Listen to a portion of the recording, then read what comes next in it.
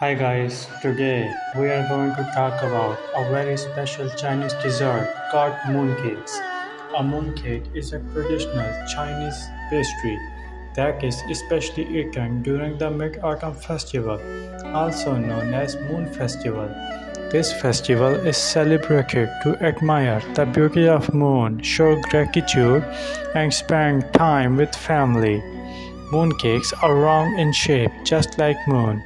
These round shapes symbolizes completeness and family reunion. Inside a mooncake, there are different kinds of fillings such as red bean paste, lotus seed paste, salted egg yolks, which represent the moon. And nowadays, modern mooncakes even come with chocolate, ice cream, or fruit fillings.